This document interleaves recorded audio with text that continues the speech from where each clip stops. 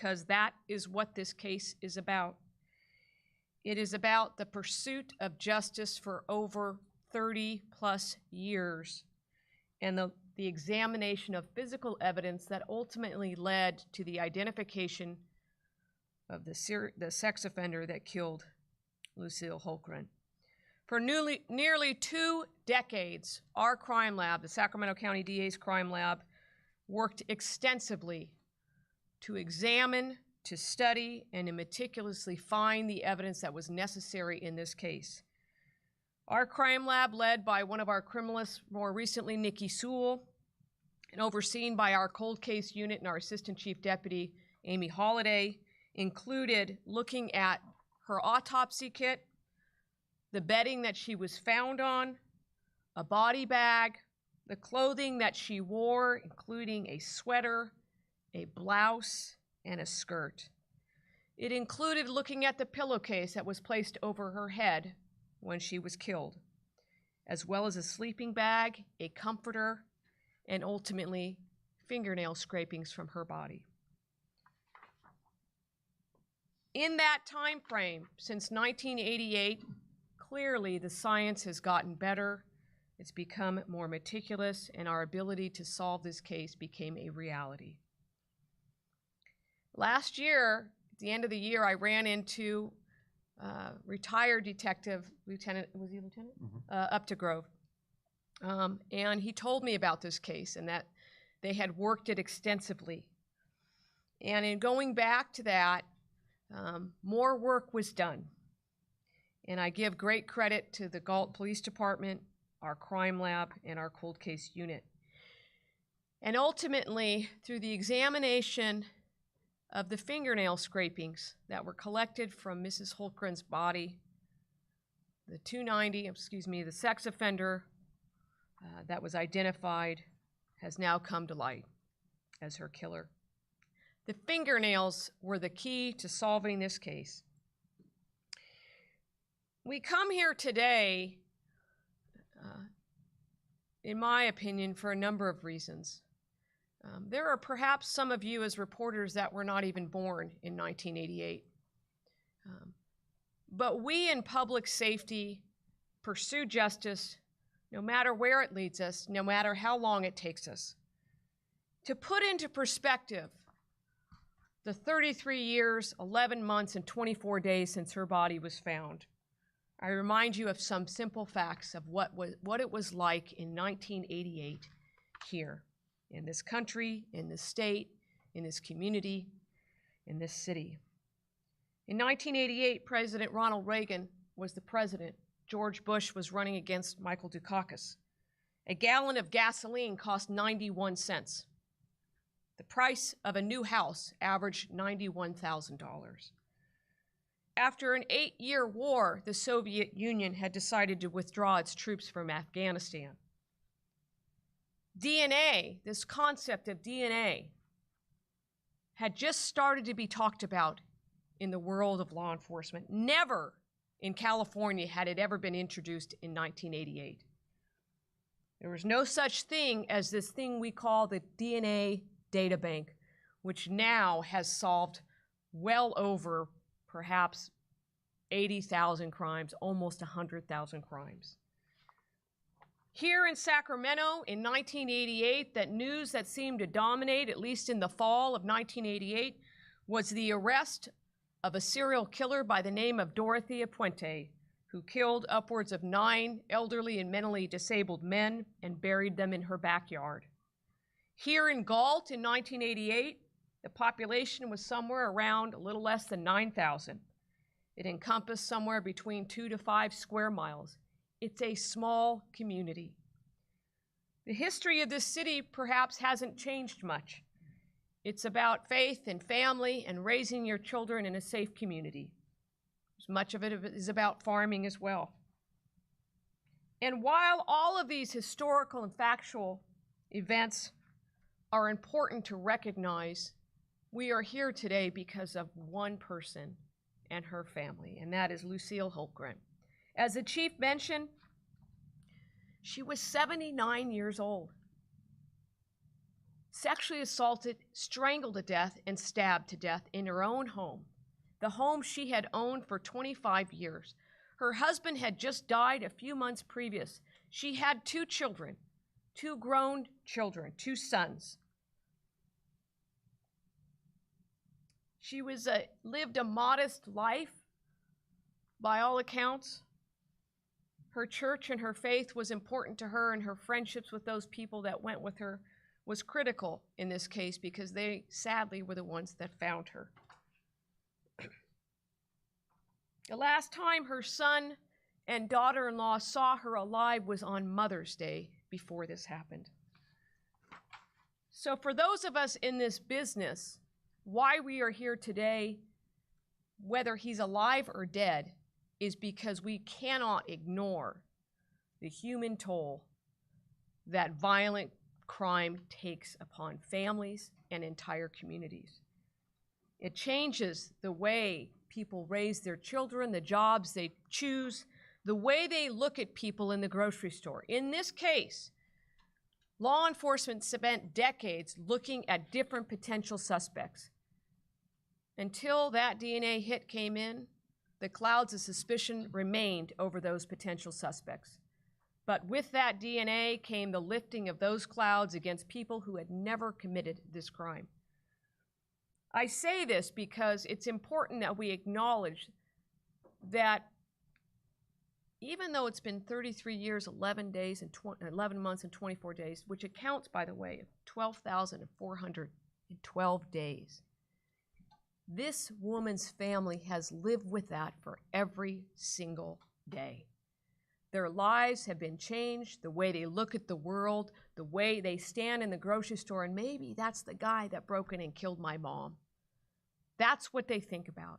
So as we stand here today, it is critical that people understand the reason why we continue and they continue to pursue this case for decades.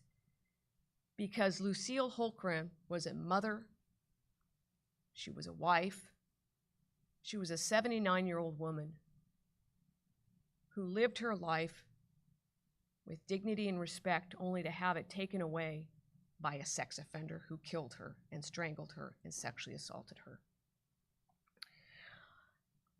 A couple days ago, the Galt police officer, I think it was Detective Fuel, talked to his son, or her son, I'm sorry, Hank, and who happens now to be the same age, I think, 78 or 79, as his mother was at the time she was killed.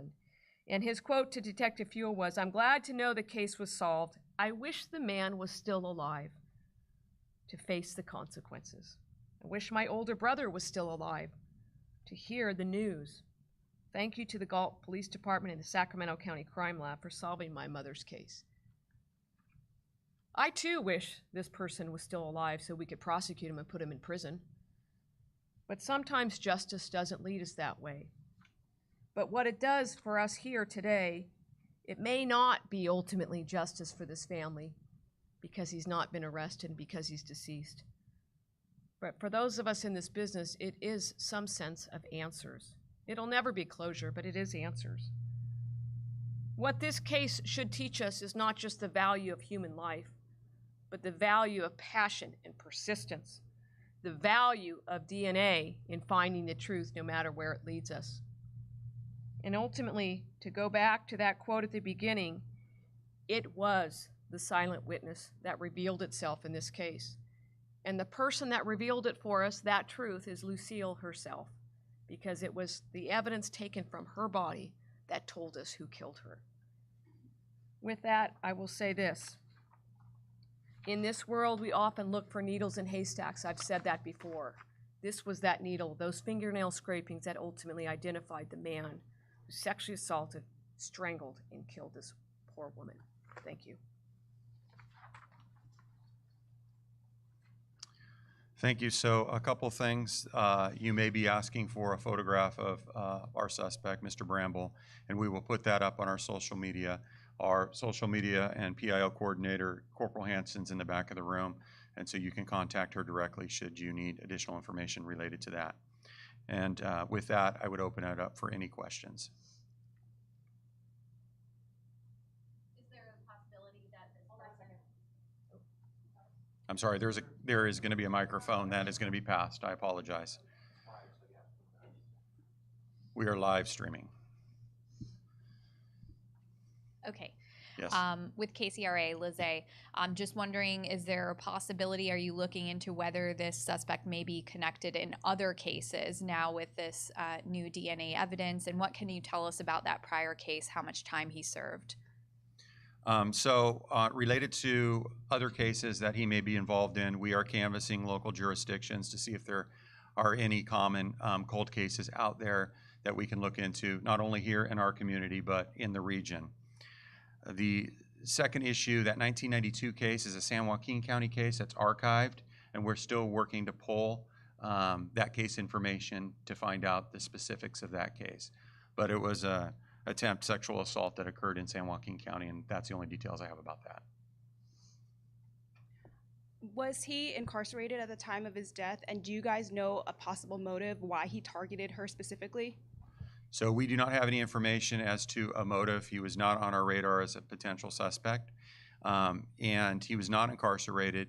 He was living under the bridge on Highway 99 for 5 or 6 years prior to his death, and he died of natural causes at that location.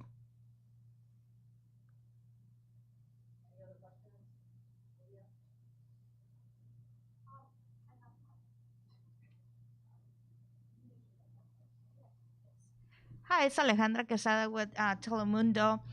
And this is for Ms. Schubert. This brings a lot of hope for so many people right now in our communities, thinking maybe one day I'm going to see the person that killed my mom in jail. Tell me, how many cases are you guys working like this? And, I mean, are you close to other cases? Ready to close other cases? I mean, our office has had a cold case unit for 20 years, and many, many, many cases have been solved. Some of it through the technology, DNA technology that was used in this case, some of it through what we call genetic genealogy, such as the Golden State Killer. I don't think the chief can confirm this. I don't think there's any other cold cases in this city. So that this was the only unsolved for Galt. Okay. So I'm quite sure it's very near and dear to them that this was solved. But we live in a county of over 1 million people. We have multiple jurisdictions, the sheriffs, the police department. I can just tell you, I'm incredibly proud of the work our cold case team does with SAC PD, SAC Sheriff, Folsom, every agency. If we have the evidence, particularly the physical evidence, you can rest assured that these cold case folks and these agencies are going to work those cases. Honestly, not every case is going to get solved. Sometimes you just don't have what you need. But you can rest assured that everything we can do will be done to solve these crimes. So yes, it does provide hope, because it is like finding a needle in a haystack, and we've got to keep looking for that needle. So it does provide hope. I don't want it to be false hopes on cases that cannot be solved, but it does provide hope. Lizzie, again with KCRA, would you mind explaining a little bit more about kind of the science? What changed? When did that happen? And, had these fingernail scrapings previously been checked? When was that? And then afterwards, if we could hear from the former chief just to get his take on this, that would be great. I mean, 1988, we didn't have DNA in this forensic world. My own little story is I did my first DNA case in Sacramento in 1997 or so. The kits to do the testing, and we don't have our criminals here, so if I, am inaccurate, hopefully she'll correct me later, but it's evolved in the ability to collect and analyze DNA to the point of the amount you need has become so much more extensive. It used to be, I'm going to age myself here, you had to have about a quarter size of DNA, the size of a sample. Now it's less than 1 billionth of a size of a sweet and low package, 1 billionth. And the fact that so it's evolved, the DNA quit markers, the kits have become better. It's much more sensitive, meaning you can get lower and lower amounts. And that's where the fingernail scrapings became the key. I mean, our lab, I have a timeline of stuff, but for years they were looking at all these different things. autopsy kits, all those things to find that thing. And ultimately, it was the fingernail scrapings, which had a mixture of the victim, obviously, which you would expect, and the suspect. And that was then allowed to, enough of it because of the sensitivity now of these kits, to upload into the DNA databank and match him because he was on file as a convicted offender. So hopefully that answers it. Okay, and next, there was a request to hear from former Police Chief Doug Matthews, and so I'll have him come out now. Thank you. Well, as the district attorney's already spoken about, the technology has changed so much. We did everything we could at the time.